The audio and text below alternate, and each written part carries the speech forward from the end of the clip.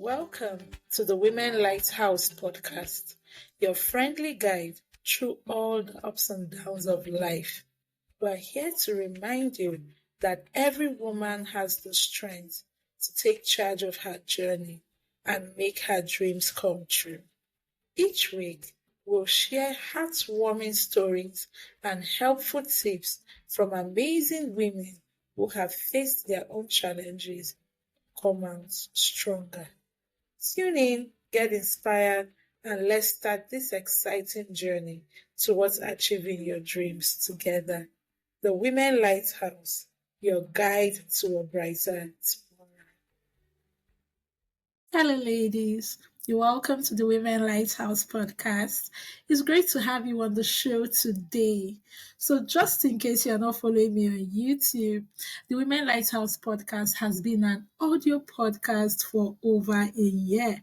And I just decided to try something different today and do a video podcast. So basically, in today's episode, I'll be sharing with you about how you can move from confusion to clarity. I know that there are seasons in your life where definitely you have been faced with so much confusion. Confusion on what steps to take, what decisions to make, basically making choices or how to transition from one season to another, but not knowing how to go about it. Being in a state of confusion is not an abnormal situation generally in life. But the question is, when you are in a state of confusion, especially for a prolonged period of time, how can you move from that state to a state where you have clarity on what to do and how to do it? So, I'll be sharing with you things that I have done, principles that I have used and leveraged on, and they have produced great results for me. The first thing I want to begin by telling you is that you should not operate from a place of pressure. So many times we want to make decisions not necessarily because we are ready to make those decisions, but because we are pressured to make those decisions. I remember when I finished from NYSC, that's the National Youth Service Corps, there's always this transition where, okay, after you finish from NYSC, how do you break even in the job market? What's going to be the next stage for your career? And there was that dilemma on what to do. And I remember being told and encouraged by my parents to go on and do residency because that's like the normal route to build a medical career.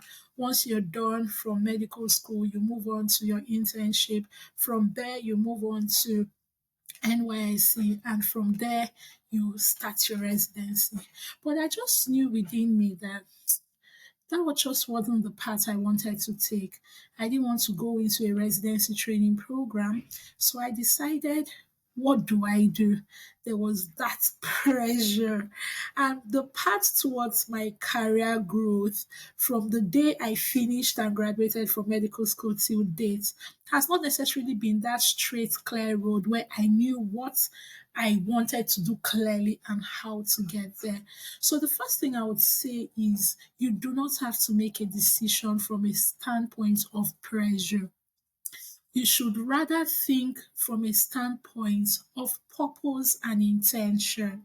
So the question is, when you are confused and you need to make a decision or you want to craft a path to take, ask yourself this question: what is my purpose? What do I really want to achieve? When I say purpose, I don't mean like, oh, my purpose in life. When I say purpose, I mean intention. What is my purpose? What do I want to do? What do I want to achieve? Now, it's not what do people want me to do, but what do I want to do? When you think from a standpoint of purpose and intention, you are able to own your decisions, because even if other options come or suggestions come from different people, you already know what you want. It's easy to know when to say yes, and it's easy to know when to say no. The next thing is you need to start with what you know. So the question is, now you've asked yourself, what do you want to do? What do you intend to do? The question is, what do you know about what you want to do? So let me use myself as an instance with regards to my career. I knew that I did not want to go into um, basically curative medicine. I had a flair for preventive medicine. That's the first thing. I knew I didn't want to go through the process of a residency training program. Rather, I wanted to do a master's in public health. Initially, I knew, okay, I wanted to do community medicine, which is preventive medicine. Then I was contemplating, oh, okay, maybe I should do a residency in community medicine. But when I looked at how things were for me while I was doing my internship, the strikes, so many things that were coming up, I just knew that I didn't want to go that path. So the question is, what do you know about that decision you need to make? What do you know about it? What are the facts that are before you? If you're thinking of a path to take, maybe in this case of my discussion, a career path, what are your strengths? You won't begin by trying to figure out things that you are not good at. What are you good at? What are you aware of concerning that situation that you are confused about? What are the glaring obvious facts on the table with regards to that situation? The next thing is, don't be afraid to try your hands on a lot of things, even if it means you making a mistake. I know that many times we do not want to make mistakes. We want to always be on the good side, on the right side. But sometimes to be on the right side, you may need to go through the wrong path. Not in all cases, but in some cases. So even if you make mistakes, there's this book by John Maxwell, Failing Forward. Failure is not a guarantee that you will not succeed in your path. So, just like Thomas Edison, who founded electricity, where he had to try repeatedly to now finally get the desired results. So, to him, he didn't see those mistakes as failure. Rather, he saw them as an opportunity for discovery on what ought to have been. So there will be times that it's just like, let me go scriptural now. When there was an intention by God to release the children of Israel from Egypt and move them to the promised land, for them to have gone to the promised land, they had to pass through the path of the wilderness. The wilderness was not an easy path, it was a challenging path, but they had to figure that path out and successfully pass through it to get to the promised land. So that's what mistakes sometimes do. I also talk a lot about Joyce Meyer. And I remember the time when she, before she began her teaching ministry, when she was trying to figure out what she wanted to do, she had to try her hands on so many things. She tried her hands on babysitting. She tried her hands on so many things. Then one day she tried her hands on teaching. And she just saw how easy it was and how it clicked. And she knew that that was what she was called to do. So instead of cracking your brain, trying to figure out, overthinking, being frustrated, it's okay while starting from the points you know to begin to explore a lot of things. And in the process of exploring, you will discover the part that resonates best with you and you can stick to it. The fourth principle that has helped me is allowing time to run its course. It's very important. Many times we want results to happen in a twinkling of an eye. We are not willing to allow time run its course. Let me go scriptural again. I remember the scripture about Joseph. Joseph had a dream, a wonderful dream, that even his brothers became envious of him, and even his father began to wonder, are you okay? Mary also, she had an encounter with God through an angel, and in that encounter, it was told that she was going to be pregnant with the Son of God, which is Jesus. But look at the path that Joseph had to take from the point of that dream to the fulfillment of that dream. Look at the path that Mary had to take from the point of that encounter with the angel to the fulfillment of that declaration or prophecy. Was it an easy path?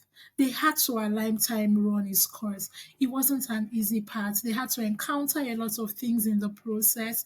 They had to, Joseph had to go to prison. He was betrayed. So many things happened, and years passed. Abraham is another example. There was a promise that he would have his own child, but look at it, it took 25 years. I'm not saying your situation would take that long, but the thing is, most times we limit ourselves. I used to be there where I would say, at the age of 40, I want to have a doctorate degree. At the age of 30, I want to have had all my kids. At the age of this, I want to have achieved that. While that is good in helping you craft your path and also work towards your goal, don't be so stuck up on time that you fail to enjoy the process and allow time run its course. It's not really about the destination, it's about how you get to the destination. So when you are confused on steps to take and you need clarity, it's important to just give it time. With time, things will fall into place. I've shared the story before, but I'll share it again just in case you're listening to me for the first time. Before I started Women Lighthouse, I remember that I just knew there was more to my life. I didn't just want to just be a medical doctor. I've always known I would be more than this. And I began to ask God, what can I do beyond my job, beyond my career as a doctor? What can I do? There was that impression within me that there was just more. You know how that song that says, I'm tired of the start to school, there's got to be more than this. That was how I felt. And it was just like a desire in my heart. I would pray about it and just allow it. And as the days went by, the burden would increase. I would pray about it.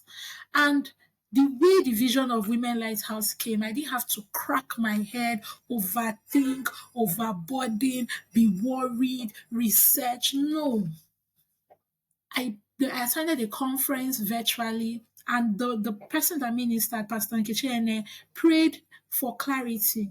I keyed into that prayer, and some weeks or so down the line, it came as an idea. And that was how Women Lighthouse was birthed. Imagine if I was so stuck up on timelines and say, God, before the end of this year, you must reveal to me what I need to do. I've given myself before the end of the year. What if it doesn't happen before the end of the year? So it's good to give yourself time limits, but don't be so stuck upon time that you forget to enjoy the process. So allow time run its course.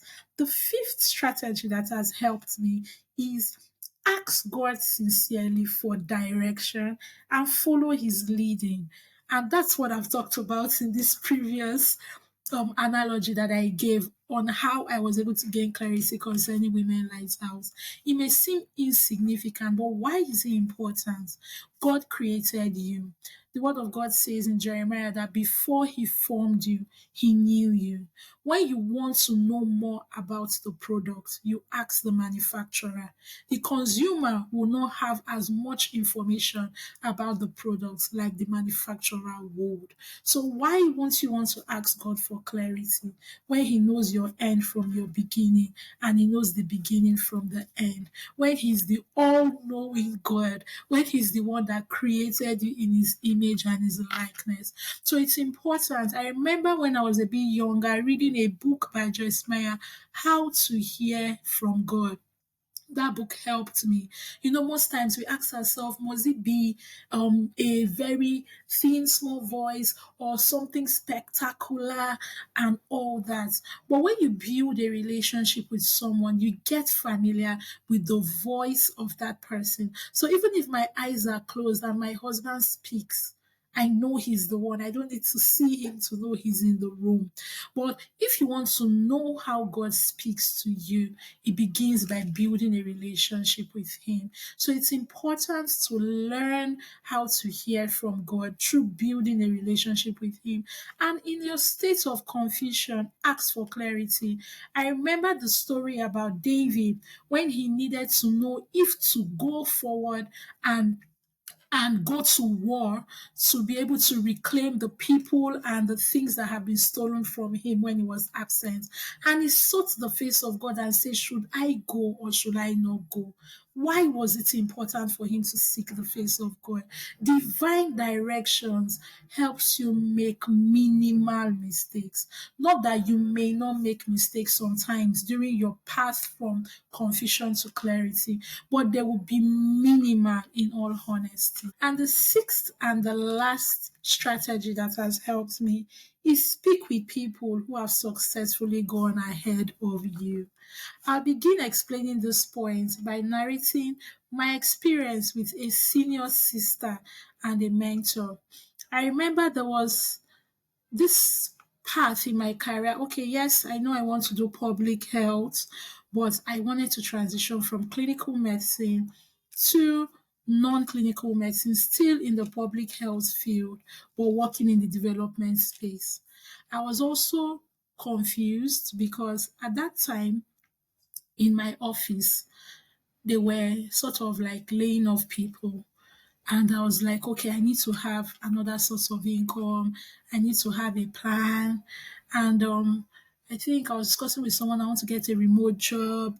And she was like, okay, there's this virtual assistant training. You can come and do it, blah, blah, blah. And I was like, okay, you know what I said about acting from a place of pressure? At that point, I was on a place of pressure. So I went on, enrolled for the virtual assistants and customer service training, something that has no correlation with my career path. But I was just like, oh, multiple streams of income, let's just do it. I'm good with this, I'm good with that, I'm good with organization and all that. I went on, did the training, time to start searching for jobs. I was like, okay, to what end am I actually going to achieve this? Okay, even if I get a job as a virtual assistant or customer service representative, what's the future in this job? Am I just going to do this job, earn money for how long, to what end? How will I combine it with my day job? There was just a whole lot. Time is not on my side. This is not the time for me to act based on impulse just to earn, but rather to build a track record, to build and advance my career. And I went and I had a clarity session with this, my mentor, who is a career development coach and an HR professional. And she guided me through, asked me certain questions, had tough questions, and even asked me and said, if I am relieved from my job today and I'm looking for a job, what kind of job will I look for?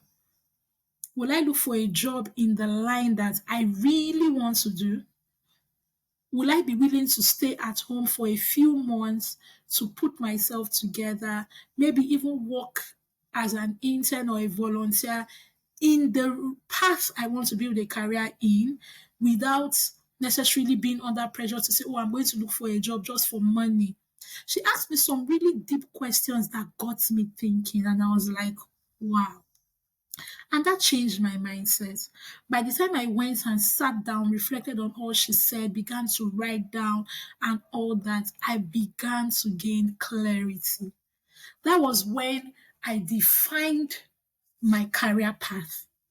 That was when I knew I wanted to build a career as a public health physician in the development space with focus on women's health. That was when I discovered that with all the strengths and skills I have, I want to also build a career as a project manager.